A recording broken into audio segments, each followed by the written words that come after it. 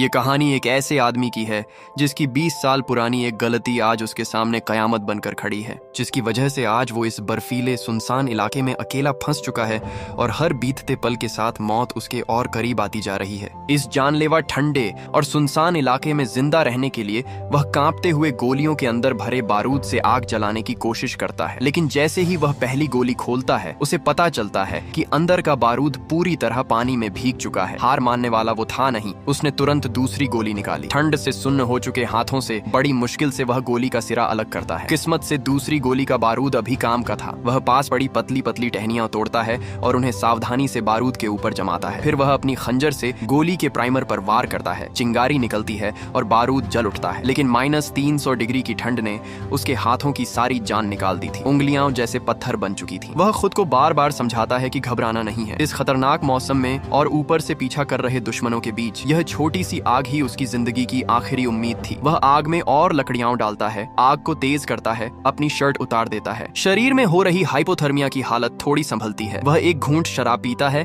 ताकि दर्द कुछ सुन्न हो जाए। फिर वही शराब बंदूक की नली में डाल देता है। अगर उसे जिंदा रहना है तो हाथ में फंसी गोली निकालनी ही होगी। जैसे ही वह कोशिश करता है, तेज दर्द से उसकी सांसें अटक जाती हैं, मगर वह रुकता नहीं।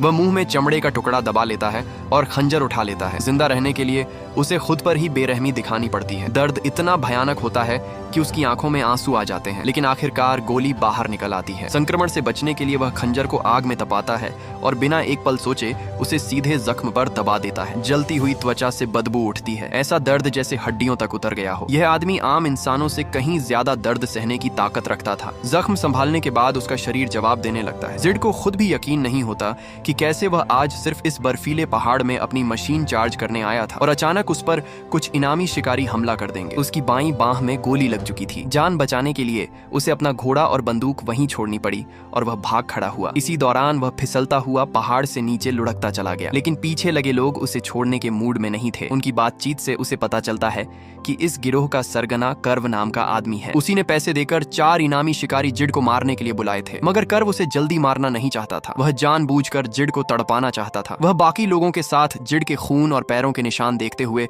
उसका पीछा करता रहता है। जिड किसी तरह पीछा झटकने के लिए एक नदी पार करने की सोचता है। वह बीच में गिरे एक मोटे पेड़ के तने को पुल की तरह इस्तेमाल करना चाहता है, लेकिन एक हाथ पहले से घायल था और ऊपर से तना पूरी तरह फिसलन भरा। संतुलन बिगड़ते ही वह सीधे तेज बहती नदी में गिर पड़ता है। चाहे उसे तैरना कितना भी आता हो, इस हालात में नदी में गिरना लगभग मौत को बुलावा देना था। वह काफी देर तक उफनते पानी में जूझता रहा, तब कहीं जाकर किनारे निकल पाया। इस वक्त उसकी हालत पूरी तरह टूट चुकी थी। शरीर में बिल्कुल ताकत नहीं बची थी, फिर भी वह एक पल भी रुकने की हिम्मत नहीं करता। किनारे आते ही वह तुरंत आग जलाता है और अपने जख्म का इलाज करता है। जब उसकी आंख खुलती है तो देखता है कि आग बुझ चुकी है। शरीर थोड़ा संभल चुका था। तभी उसे झटका लगता है कि वह अब भी शिकार बना हुआ है। वह जल्दी जल्दी अपने कपड़े उठाता है और वहां से निकल पड़ता है। जैसा उसने सोचा था, कर्व और उसके लोग फिर से उसके पैरों के निशानों तक पहुंच चुके थे, लेकिन इस बार जिड वापस उसी जगह लौट आता है। उसे समझ आ गया था कि पैदल भागकर वह घोड़े पर सवार लोगों से नहीं बच सकता, इसलिए वह चालाकी करता है। वह एक दिशा में कुछ दूर तक पैदल चलता है, फिर दूसरी दिशा में दौड़ लगाता है। आग के पास जमीन पर उसके पैरों के 2 अलग अलग रास्तों के निशान बन जाते हैं। इसके बाद वह तीसरे रास्ते से निकल जाता है और इस बार पत्तों से अपने निशान ढक देता है। फिर भी उसे चैन नहीं पड़ता। पास खड़े एक बड़े पेड़ को देखकर उसके दिमाग में एक और प्लान आ जाता है। कुछ ही देर में इनामी शिकारी वहां पहुंच जाते हैं। उन्हें जमीन पर 2 अलग अलग पैरों के निशान दिखते हैं। कर्व तुरंत समझ जाता है कि यह जिड की चाल है। वह अपने लोगों को 3 टीमों में बांट देता है, हर आदमी एक रास्ते पर। 5वां आदमी वहीं रुककर इंतजार करता है। कर्व को पूरा यकीन था कि घायल जिड ज्यादा दूर नहीं जा सकता। वह उसे जिंदा रहने का कोई मौका नहीं देना चाहता था। तीनों अलग अलग दिशाओं में बढ़ जाते हैं, लेकिन थोड़ी ही देर में कर्व को एहसास हो जाता है कि जिस रास्ते का वह पीछा कर रहा था वह सिर्फ एक धोखा था। वह तुरंत पलटता है। दूसरी तरफ गया आदमी भी वही बात समझ जाता है। तीसरा शिकारी एक समझदार सा दिखने वाला बड़ी दाढ़ी वाला आदमी था।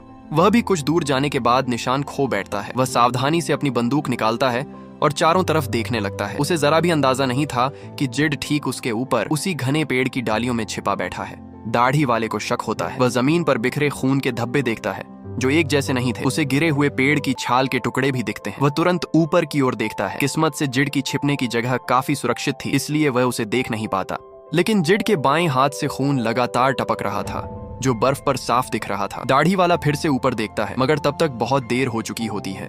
जिड पेड़ से नीचे उतरना चाहता है, लेकिन जमे हुए शरीर की वजह से संतुलन बिगड़ जाता है और वह नीचे गिर पड़ता है। हैरानी की बात यह थी कि दाढ़ी वाला ज्यादा घायल नहीं होता। जिड उसकी बंदूक छीन लेता है और उसके कपड़े भी उतार लेता है। हथियार और कपड़े मिल जाने के बाद भी उसे पता था कि भागते रहने के लिए ताकत चाहिए। वह खंजर से दाढ़ी वाले का पेट चीर देता है और अपने सुन्न हाथों को उसके अंदर डाल देता है ताकि गर्मी मिल सके। बाकी बचे इनामी शिकारी दिल से ही कुछ गलत होने का अंदाजा लगा लेते हैं। ज्यादा देर नहीं लगती और वे पैरों के निशान पकड़ते हुए उस जगह पहुंच जाते हैं जहां दाढ़ी वाला पड़ा होता है। उनका साथी अब एक ठंडी बेजान लाश बन चुका था। लाश अपने आप में उतनी डरावनी नहीं थी, लेकिन जिस तरह उसे मारा गया था वो रोंगटे खड़े कर देने वाला था। साफ दिख रहा था कि जिसे वे लोग शिकार समझ रहे थे उसी ने पलटकर उसे मारा था और उसके बाद अपने आप को गर्म रखने के लिए उसका पेट चीर दिया गया था। यह देखकर उनमें से एक जवान लड़का डर से कांपने लगता है, मगर पैसों के लालच में वे अब भी पीछे हटने को तैयार नहीं होते। इस बार सभी लोग घोड़ों पर सवार हो जाते हैं। आगे का पीछा और भी सावधानी से किया जाने वाला था। जिड को नहीं पता कि वह कितनी देर से भाग रहा है, लेकिन किसी तरह वह उस बर्फीले पहाड़ से बाहर निकल आता है। पहाड़ के नीचे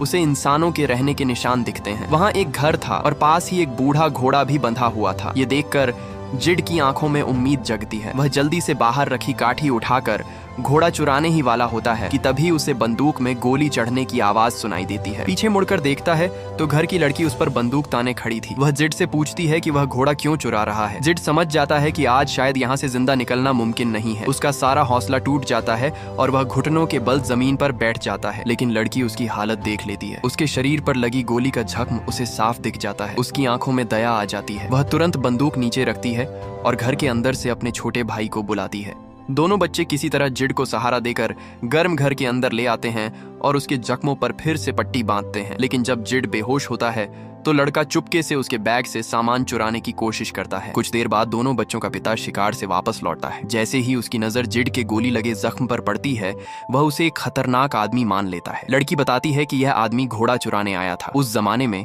यानी 1868 में घोड़ा सबसे जरूरी साधन होता था। यहाँ से नजदीकी कस्बे तक पैदल पहुंचने में कम से कम 6 दिन लगते थे, इसलिए घोड़ा इस परिवार के लिए बेहद कीमती था। जिड जल्दी से सफाई देता है कि वह चोरी नहीं करना चाहता, बल्कि 2 गुने पैसे देकर घोड़ा खरीदना चाहता है। ये कहते हुए वह अपने बैग से 2 सोने की डलियां निकालता है। सोना देखकर घर का मालिक मान जाता है। पूरी तरह ठीक न होने के बावजूद जिड उस रात वहीं रुकता है। जिड जानता था कि ज्यादा देर रुकना इस परिवार के लिए खतरा बन सकता है, इसलिए अगली सुबह अंधेरा रहते ही वह चुपचाप घर से निकल जाता है ताकि किसी की नींद न टूटे। वह बूढ़े घोड़े पर चढ़ता है और अकेला आगे बढ़ जाता है। कुछ ही देर बाद कर्व वाकई अपने लोगों के साथ वहां पहुंच जाता है। वे उस परिवार से पूछताछ करते हैं कि जिड किधर गया और क्या उन्होंने उसकी मदद की थी। तलाशी के दौरान उन्हें घर में पड़े सोने के टुकड़े मिल जाते हैं। साफ था कि ये सोना इस परिवार का नहीं हो सकता। कर्व गुस्से में घर के मालिक को सबक सिखाने ही वाला होता है कि तभी उसके साथ आए एक इनामी शिकारी की नजर लड़की पर पड़ती है और वह उसके साथ बदसलूकी करने की कोशिश करता है। कर्व तुरंत उसे रोक देता है। वह लड़की को ध्यान से देखता है। उसकी आंखों में जरा भी हवस नहीं थी, बल्कि एक अजीब सी हमदर्दी थी। उसका रवैया थोड़ा नरम पड़ जाता है। कर्व दोनों बच्चों की बात पर भरोसा कर लेता है। वह इस परिवार को नुकसान नहीं पहुंचाता। वह साफ कह देता है कि उसे बस सोना चाहिए और कुछ नहीं। वह बार बार यही दोहराता है कि उसे सिर्फ सोना चाहिए। जाते वक्त वह मरे हुए दाढ़ी वाले का घोड़ा भी उस परिवार को दे देता है। इससे साफ था कि कर्व उतना बुरा नहीं था जितना वह दिखता था, लेकिन जिड के मामले में वह बिल्कुल अलग था। काफी दूर निकल जाने के बाद जिड को पहली बार थोड़ा चैन मिलता है। वह लड़की के घर से लाया हुआ खाना खाते हुए आगे बढ़ रहा होता है। तभी उसे अपने पैसों की थैली कुछ हल्की लगती है। शक होने पर वह उसे खोल कर देखता है और उसके होश उड़ जाते हैं। अंदर रखा सारा सोना बदल दिया गया था। जिड को समझने में देर नहीं लगती कि यह हरकत उस छोटे लड़के की ही थी। वह मन ही मन सोचता है कि अब वापस जाकर कुछ कहना बेकार है। इतने खतरे में पड़कर दोबारा लौटना अक्लमंदी नहीं होती। जिड को लगता है कि अब वह पूरी तरह सुरक्षित है, लेकिन हकीकत कुछ और ही होती है। कुछ किलोमीटर दूर कर्व और उसके लोग पूरी रफ्तार से उसी दिशा में बढ़ रहे होते हैं। जिड घबराता नहीं। वह जानबूझकर जमीन पर एक बड़ा सा अलाव जलाता है और उसमें हरे चीड़ के पत्ते डाल देता है, जिससे आसमान में गाढ़ा धुआं उठने लगता है। दूर से धुएं का गुब्बार देखकर कर्व और उसके लोग समझ जाते हैं कि जिड यहीं कहीं है और वे और तेजी से वहां पहुंचने लगते हैं। जिड उस दाढ़ी वाले से छीनी गई बंदूक लेकर पहाड़ी ढलान पर छिप जाता है और सही मौके का इंतजार करने लगता है। जब कर्व और उसके लोग आग वाली जगह पहुंचते हैं तो उन्हें जिड कहीं दिखाई नहीं देता। दाढ़ी वाले की मौत से सबक ले चुके ये लोग अब बेहद सतर्क थे। वे अलग अलग नहीं बढ़ते, बल्कि एक दूसरे के पास रहते हैं। आसपास की हर जगह, यहाँ तक कि सिर के ऊपर भी लगातार नजर रखते हैं। जिड चाहता था कि वह एक एक करके उन्हें गिराए, लेकिन उन्हें इस तरह सावधान देखकर उसे कोई मौका नहीं मिलता। धीरे धीरे शाम ढल जाती है और अंधेरा फैलने लगता है। दोनों पक्ष एक दूसरे को ताकते हुए वहीं फंसे रहते हैं। जिड हमला करने की हिम्मत नहीं कर पाता, क्योंकि उसे पता था कि अगर उसने एक को भी मार दिया तो बाकी 3 उसे आसानी से खत्म कर देंगे। दूरी और अंधेरे की वजह से देखने में दिक्कत होने लगती है। तभी जिड को कुछ अजीब लगता है। उसे दिखता है कि 4 इनामी शिकारियों में से एक गायब है। खतरे को भांपते हुए वह वहां से निकलने की सोचता है, लेकिन उससे पहले ही कर्व उसके पीछे आ खड़ा होता है। कर्व उसे बंदूक फेंकने को कहता है। कर्व की एक बात सुनते ही जिड को अचानक सब याद आ जाता है, अपनी असली पहचान और वो वजह जिसके लिए कर्व उसे मारना चाहता था। अब जिड को समझ में आ जाता है कि यह पीछा क्यों किया जा रहा है। कर्व सीटी बजाकर अपने साथियों को बुलाने ही वाला होता है। तभी जिड मौका देखकर भाग खड़ा होता है। गुस्से में कर्व बंदूक उठाकर गोली चला देता है। ये गोली जानबूझकर चूकी थी या गलती से, ये साफ नहीं था। गोली जिड को नहीं लगती और कर्व भी उसका पीछा नहीं करता। अगले दिन जिड एक शिकारी द्वारा लगाए गए जाल के पास पहुंचता है। वहां एक बड़ा काला भालू फंसकर मर चुका था। जिड जाल से रस्सी काटता है और उस भारी भरकम जाल को अपने साथ ले लेता है, ताकि आगे चलकर वह इसे किसी नए जाल की तरह इस्तेमाल कर सके। उधर कर्व और उसके लोग पूरी रात आराम करने के बाद फिर से पीछा शुरू करते हैं। कर्व उन्हें आसपास सतर्क रहने की हिदायत देता है, लेकिन उन्हें क्या पता था कि जिड को एक नया खतरनाक हथियार मिल चुका है। थोड़ी ही देर में एक जवान इनामी शिकारी उस बड़े जाल में फंस जाता है। जाल जानलेवा तो नहीं था, लेकिन उसकी हालत ऐसी हो जाती है कि वह आगे चलने लायक नहीं रहता। टीम की रफ्तार वहीं थम जाती है। कर्व बिना कोई भावना दिखाए ठंडे दिमाग से फैसला लेता है, वह आदमी अपना घोड़ा छोड़ दे। यह फैसला बेरहम था, लेकिन बाकी 2 लोगों को इसमें कोई गलती नहीं दिखती। 5 लोग मिलकर एक घायल आदमी का शिकार करने निकले थे और अब उनमें से 2 खुद मारे जा चुके थे। बचे हुए 2 मन ही मन इस काम से बाहर निकलने का बहाना ढूंढने लगते हैं, लेकिन असल में वे बस ज्यादा पैसे ऐंठना चाहते थे। दोनों बचे इनामी शिकारी अब साफ तौर पर पीछे हटना चाहते थे, लेकिन सीधे मना करने की हिम्मत उनमें नहीं थी। वे कहते हैं कि अब सिर्फ 1 हफ्ते का वक्त बचा है और हालात उम्मीद से कहीं ज्यादा खतरनाक हो चुके हैं। 2 लोग मारे जा चुके हैं और यह बात उन्हें अब भी हैरान कर रही थी। वे इस पूरे मिशन को एक तरह का संकेत मानने की बात करते हैं और चाहते हैं कि इसे यहीं खत्म कर दिया जाए। उनका असली मकसद बस यह था कि पैसे की नई शर्तें रखी जाएं। वे चाहते थे कि आगे का काम अलग अलग किया जाए ताकि हर कोई अपना फायदा देख सके। कर्व उनकी लालच भरी बातों पर ज्यादा बहस नहीं करता। वह जानता था कि ये लोग डर भी रहे हैं और मौके का फायदा भी उठाना चाहते हैं। बिना ज्यादा कुछ कहे वह पीछा जारी रखने का फैसला करता है। बर्फीला इलाका पीछे छूट चुका था और अब पीछा करना और भी मुश्किल हो गया था। जिड पैदल चल रहा था, जबकि कर्व और उसके 2 आदमी घोड़ों पर थे। यह पीछा नेवादा से शुरू होकर सीमा पार करते हुए न्यू मैक्सिको तक पहुंच जाता है।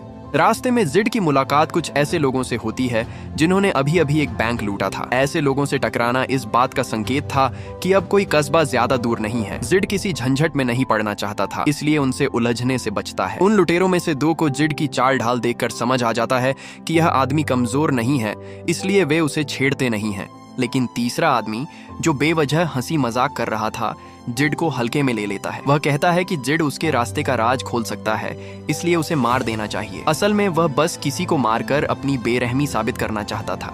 कुछ लोग बिना वजह ही अपनी मौत बुला लेते हैं। उस आदमी के साथ भी यही होता है। वह न सिर्फ अपनी जान गंवाता है, बल्कि अपना सामान और घोड़ा भी छोड़ जाता है। जिड वहां से निकल चुका होता है और कुछ ही देर बाद कर्व और उसके साथी उस जगह पहुंचते हैं। जमीन पर पड़ी लाश देखकर उनमें से एक आदमी जेब से इनामी पोस्टर निकालता है। उसे पता चलता है कि मरा हुआ आदमी खुद एक वांछित अपराधी था। उसे जिंदा या मरा पकड़ने पर $250 मिलते थे, जो कर्व की पेशकश से कहीं ज्यादा था। अब वह आदमी तुरंत फैसला कर लेता है कि वह यहीं से अलग हो जाएगा। बिना किसी जोखिम के वह लाश को लेकर इनाम वसूलना चाहता था। दूसरा आदमी उसे रोकने की कोशिश करता है, लेकिन वह साफ कह देता है कि यह मौका छोड़ना बेवकूफी होगी। कर्व भी जबरदस्ती नहीं करता। हर इंसान को अपनी राह चुनने का हक होता है, लेकिन कर्व यह जरूर तय करता है कि पैसे का बंटवारा उसी के हिसाब से होगा। उसकी यह बात दूसरे आदमी को अंदर ही अंदर जला देती है, लेकिन वह कुछ कर नहीं पाता।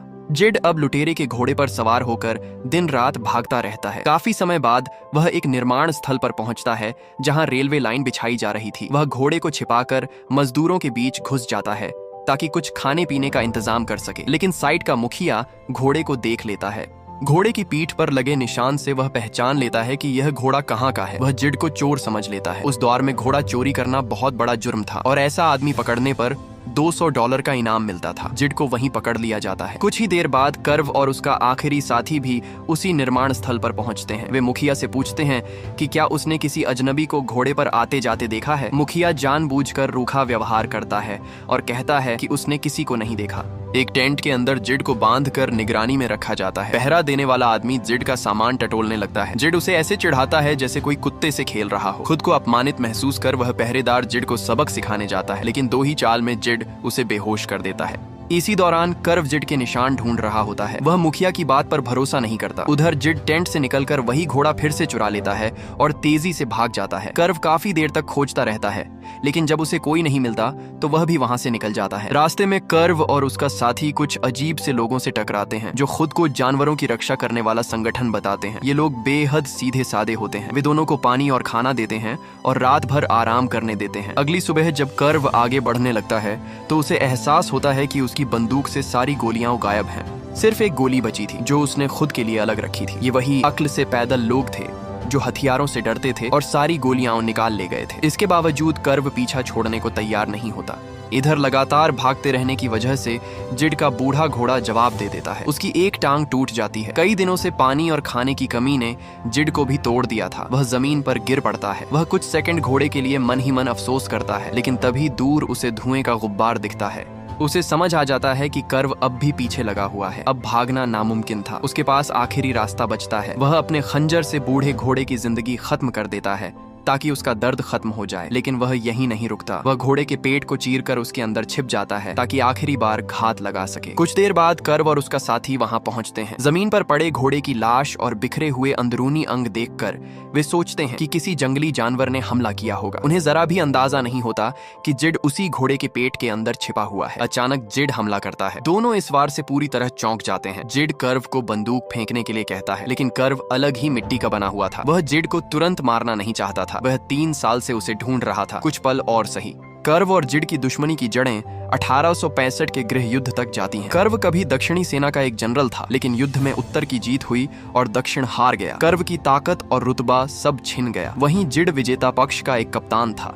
उसे आदेश मिला था कि वह कर्व को गिरफ्तार करे, लेकिन उसके कुछ सैनिकों ने हद पार कर दी। उन्होंने कर्व का घर जला दिया। उसकी पत्नी और उसके 2 बच्चे उसी आग में मर गए। हालात जिड के हाथ से निकल चुके थे। उसी दिन दोनों के बीच खून की दुश्मनी पैदा हो गई। सच यह था कि जिड खुद को सालों से इस बात के लिए दोषी मानता आया था। उसे बार बार डरावने सपने आते थे और कर्व इन 3 सालों में बस एक ही मकसद से जी रहा था, बदला। जिड कर्व को मार सकता था, लेकिन वह ऐसा नहीं करता, क्योंकि जिस आग में कर्व का परिवार जला था उसकी वजह कहीं न कहीं वही था। जिड जाते जाते उसे पानी की एक कुप्पी दे देता है ताकि वह रेगिस्तान में तड़प कर न मरे। लेकिन नफरत इतनी आसानी से खत्म नहीं होती। कर्व उसी पानी के सहारे फिर से उसका पीछा करता है। रास्ते में वह एक छोटे से तालाब पर पहुंचता है, लेकिन वहां पहले से एक आदमी मौजूद होता है। वह पानी के बदले एक घोड़ा मांगता है। कर्व सौदा मान लेता है। कुछ देर बाद जिड भी उसी सूखी नदी के पास पहुंचता है। तेज धूप में वह बेहोश होने वाला होता है। तभी एक घुमंतु व्यापारी वहां आता है। जिड देखता है कि कर्व भी पास आ रहा है। उसके पास बंदूक तो थी, लेकिन गोली नहीं। वह व्यापारी से सौदा करता है, एक घोड़ा बदले में एक गोली। उधर कर्व भी घोड़े से गिर पड़ता है, लेकिन किसी तरह खुद को संभाल लेता है। वही व्यापारी उसके पास भी आता है और पानी के बदले बंदूक मांगता है। कर्व सामने खड़े अपने दुश्मन को देख चुका था। बिना ज्यादा सोचे वह सौदा मान लेता है। बंदूक में सिर्फ एक ही गोली थी। वह व्यापारी जानबूझकर दोनों को एक दूसरे के सामने खड़ा कर रहा था। आखिरकार दोनों आमने सामने आ जाते हैं। अब पीछे हटने का कोई रास्ता नहीं था। जिड अपनी खाली बंदूक फेंक देता है और कर्व की बंदूक उठा लेता है, लेकिन कर्व के चेहरे पर मौत का डर नहीं होता। वह जिड से कहता है कि उसे मार दो, उसके लिए यही मुक्ति है। लेकिन जिड समझ चुका था कि बदला किसी को सुकून नहीं देता, सिर्फ दर्द को और लंबा करता है। दोनों यह मान लेते हैं कि इस सब का असली दोषी कोई इंसान नहीं, बल्कि वह बेरहम जंग थी। कर्व अपने दिल का बोझ उतार देता है। जिड अपने गुनाहों के साथ जीने का फैसला करता है। हजारों किलोमीटर तक चली यह खून खराबे की दौड़ आखिरकार एक अजीब सी शांति पर खत्म होती है। यहाँ कहानी खत्म हो जाती है।